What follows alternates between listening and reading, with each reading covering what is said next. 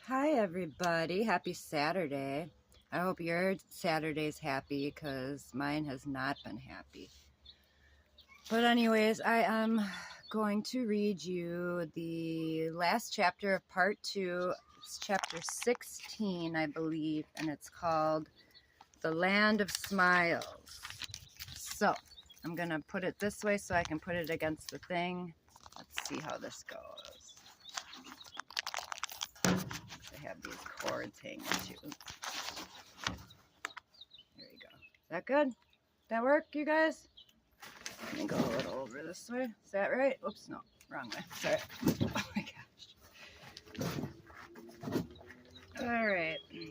This looks good, I think. All right. Oops, over here. Hi. Hi, everybody. Okay, new to this. Gosh, I should be used to this by now. All right, anyways, let's start. Chapter 16, The Land of Smiles.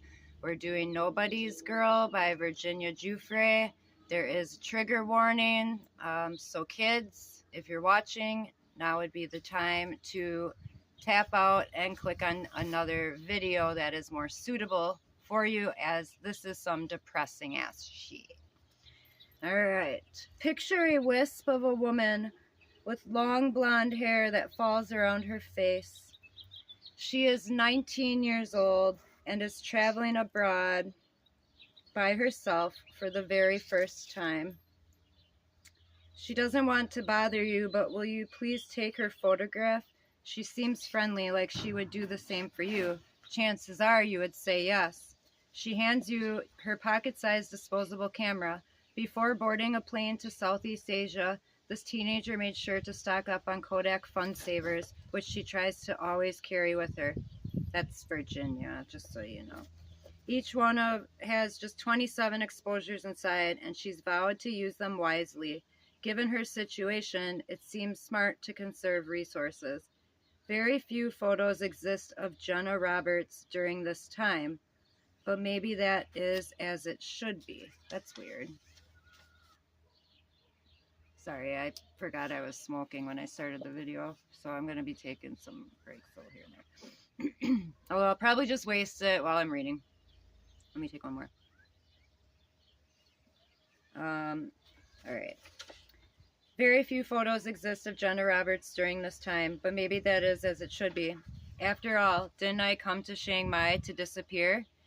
Later, though, I will wish I'd done more to memorialize this period of my life.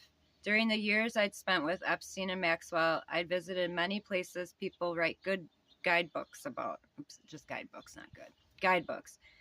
London, Paris, Tangiers, but I had a feeling this trip to Southeast Asia would be more meaningful, and I was right.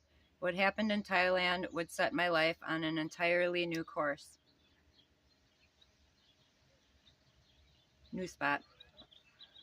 There's something about being up in the air, especially when traveling solo. It's as if the world below ceases to be, and to me that is a relief. No one can touch me. I decide when to sleep, when to eat. My own needs, no one else's, come first. During my 21-hour journey from New York to Singapore and then on to Bangkok and finally Chiang Mai, I wasn't used to these feelings of independence, but I enjoyed them. By my third and final flight, I was tired. This reminds me, I went to Africa like in 2010, I think it was, or 9, 10. And I had to I flew out from Milwaukee. I went from Milwaukee to New York down to Florida to Jamaica to Amsterdam, and then Amsterdam to Tanzania. Oh my fucking God. And I had to take these malaria pills, and I hadn't finished them by the time I had to leave, so I was taking them while I was on the plane. I had quite a bit left, actually, and they're horse size. I mean, these are giant pills, and they're gross. They taste gross too when you swallow them. So anyways, I ended up taking a malaria pill, and then I ended up having whatever they were serving on the plane. I want to say it was chicken, But I don't know. For some reason, I think it's fish, but like I don't eat fish a lot. So I don't think I would have gotten fish, but maybe I was feeling, out of the box kind of thing. So I might have gotten it, but it was either I hadn't ate fish in a long time and I'm not used to it kind of thing. I got sick, but I'm pretty sure it was from the malaria pills. But I was sick and throwing up on that plane for hours on end. I mean, people, by the time we got off the flight, everyone was annoyed with me. And there was one guy I remember that looked at me and gave me like this look of sympathy, like the only person who had compassion for me on that flight. Everybody else was like, fuck this bitch.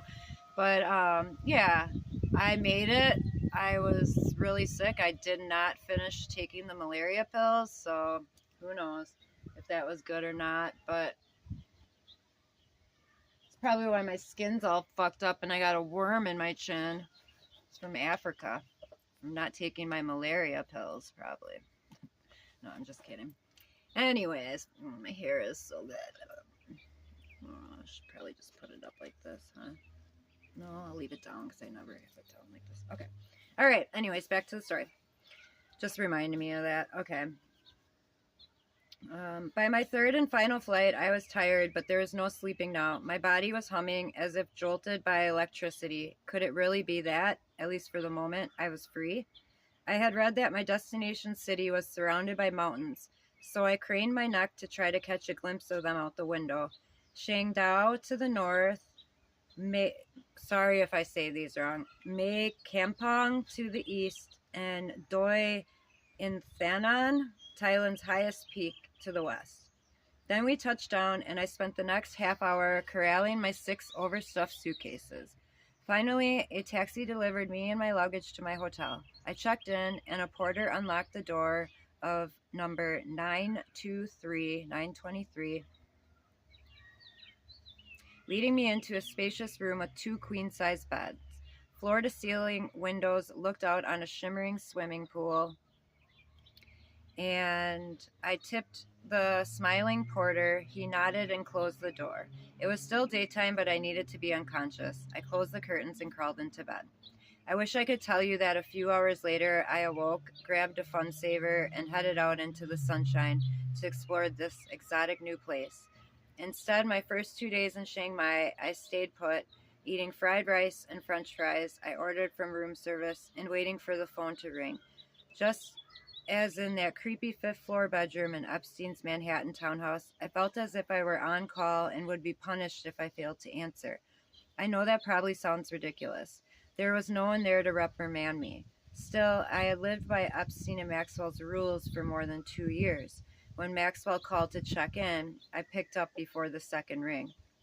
On my first day of school, anticipation woke me early, and I hired a tuk-tuk, or a tuk-tuk, tuk-tuk, a fuck? No, just kidding. One of those motorized 3-wheel cabs to take me to the International Training Massage School.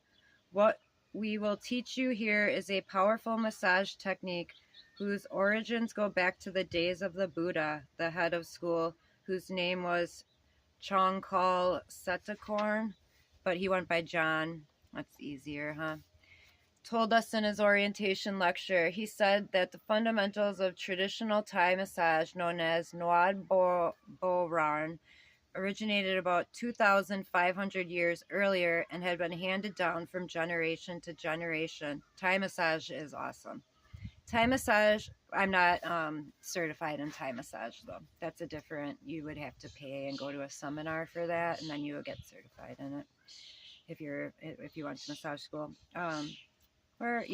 Thai massage employed principles of both yoga and acupressure, he said, and was based on the theory that the body consists of 72,000 energy lines, roughly equivalent to the 12 meridians or energetic pathways of Chinese acupuncture. I was actually going to do Chinese acupuncture, but it was very, very hard. And I had just gotten done with massage school, and that was like the hardest year of my life. So I kind of wanted a break, and I guess, I kind of took too long of a break. I never did go to school for it, but I do love it. Acupressure is very underrated. and it's very easy to do. You just really, half of it's belief, and then half of it is acupressure and just the magic of the points. Yeah, it's pretty cool. Same with polarity massage. That's with pulses. That's pretty cool too. Anyways, I will talk about that on my live tonight if anybody wants to know about that. I'll talk about my massage stuff. Okay. Anyways, we students will learn to breathe alongside our clients, to establish compatibility with them, and to use the weight of our bodies to help them stretch and let go of their stress. John compared the relationship of a massage therapist and client to a mother who shows love and kindness toward her children. Thai massage could be intense, he said, but fundamentally it should leave both the giver and the receiver refreshed, happy, and energetic. From the start, I was reminded how much I had once loved school. It was amazing to feel curious again, even as doing so forced me to flash on the childhood abuse that had interrupted my ability to learn. To hear my instructors speak of wholeness and respect and heaven-sent healing was not just intellectually intriguing, it was what I'd spent years yearning for. Now ITM, which is what everyone called the school, was promising to teach me a set of skills while also pushing me to grow in a spiritual way. Given how I'd been living, the school's emphasis on psychic release seemed aimed directly at me. The ITM teachers were great at explaining the basics of Thai massage, which was fortunate since I had a lot to learn. Unlike what I used to, this practice made no use of oils and there were no massage tables. Clients lay face up on mats on the floor while we knelt beside and sometimes over them, leaning into them with all our strength. We learned to use the balls of our thumbs, not the tips, to target pressure points. The goal was to increase flexibility while releasing both deep and superficial tension, all in the hope of letting energy or chi flow more freely. We needed both physical stamina and mental awareness to stay in tune with whomever we were working on, feeling for their heartbeat, trying to align ourselves with their rhythms. Hearing all this, I couldn't help but think about how, without words, I had forged a trusting relationship with my first horse, Alice, and that gave me confidence. If one of the key elements of Thai massage was reading the cadence of another, I just knew I could be good at it. Classes went from 9 in the morning to 3 in the afternoon. Oh my gosh, she does the same thing we did for massage school.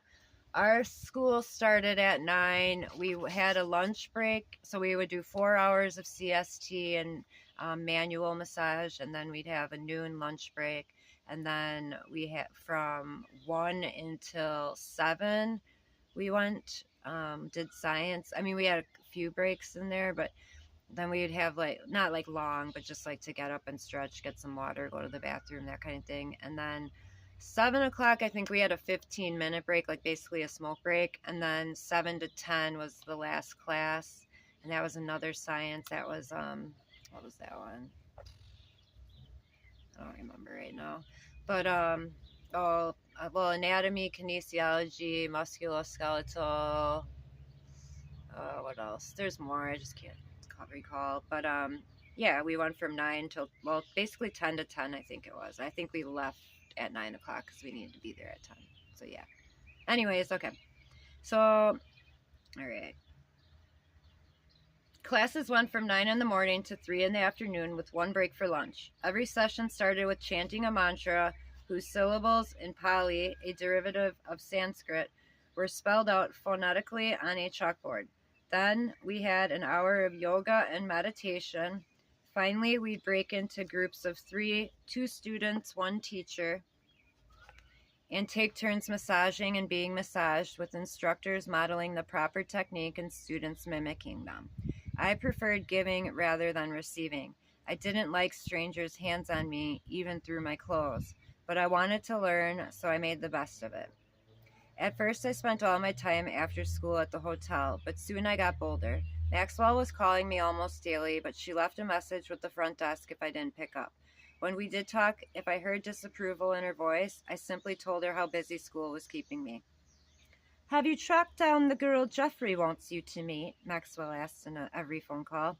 I told her no, not yet, and then promised I would, but I never did. Every time I ignored her commands and nothing bad happened, I got a little braver. Before long, I was exploring Chiang Mai with gusto or gusto. I say gusto, but I have heard people say gusto, so whatever. Not for nothing was Thailand often referred to as the land of smiles. Every man, woman, and child I met seemed happy to see me, and as I discovered Chiang Mai's celebrated beauty, the joyfulness of its people made more sense. This vibrant city was bound by a moat and the remains of walls built 1,000 years before, and it was crammed full of temples, monasteries, and stupas, dome-shaped structures erected as Buddhist shrines. Good vibes, it seemed, were everywhere. At one of the city's most famous attractions, the Chiang Mai Night Bazaar, vendors, I cannot read, you guys. Vendors lined up along the footpaths, erecting tables and tents to display their goods.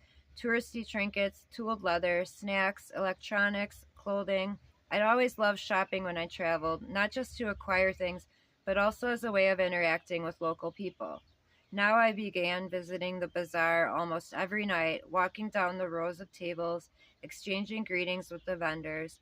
I knew they were hoping I'd spend some baht at their stalls, but even when I didn't, their warmth felt genuine. Back in my hotel room, I called Tony a lot at first. I was feeling lonely and nervous about what would come next, and as he had since my middle school days, Tony served as my sounding board. Besides, since Epstein was paying the bills, I didn't even consider what those conversations would cost. Years later, phone records unearthed in various legal cases would show that between talking to Tony, returning Maxwell's calls, and letting my family know I was alive, I racked up a phone bill of $4,000 in under 2 weeks. But it wasn't long before my need to hear Tony's voice waned. 77 students were enrolled at ITM, and after school, groups of us would gather at the city's lively clubs and rooftop bars. For the first time in forever, I felt free to get to know interesting new people my own age without being expected to drop everything if Epstein called, or worse, to recruit for Epstein's use whatever friends I managed to make. After living without autonomy for so long, being in charge of myself felt liberating. When a female classmate of mine complained that her accommodations were crappy, I invited her to stay in my room with me. It may sound like a little thing, but to have the chance to help someone else out of a bad spot without any strings attached filled me with pride. Looking back, though, I see that in addition to enjoying my freedom, I was also behaving recklessly. A few of my fellow ITM students liked to party, smoking pot and trying other drugs, and I fell in with them in our off hours. I justified this by telling myself I couldn't just quit Xanax cold turkey after using it so regularly. And thanks to Epstein's frequent infusions of cash, which I picked up at a Western Union near my hotel, I could buy anything I wanted. Either I was blind to the dangers of procuring drugs in a foreign country, or I didn't care. Probably a little bit of both. These birds, I tell you, it's like they get loud when they see me.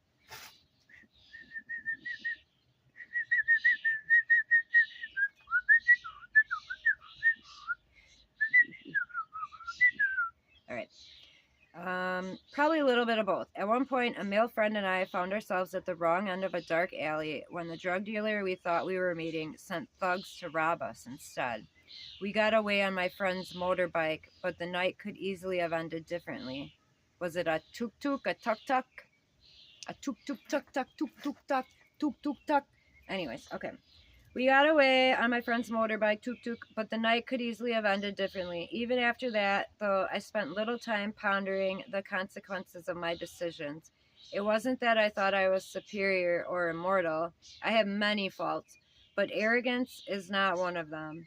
Instead, I think that a core part of me felt undeserving of self-defense. I don't know about that. I'd managed to convince Epstein and Maxwell to let me out of their clutches, at least temporarily. In that way, I had successfully advocated for myself. But still, their abuse and the abuse I had suffered before I met them made me internalize a devastating belief. I wasn't worth protecting. That's not true. She is worth protecting.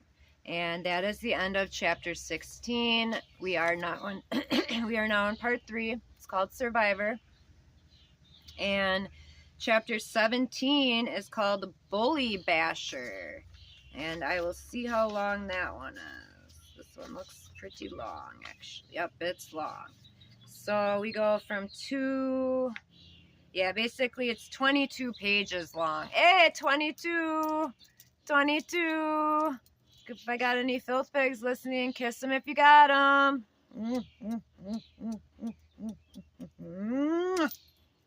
22! Alright, so I'm going to put this here. And we will be doing chapter 17 soon. I will get this video out ASAP. Join me for my live tonight. I will probably go on around 10 o'clock, I think. So I might just take a nap in between right now.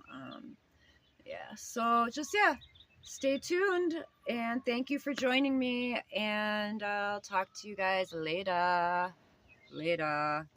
Peace.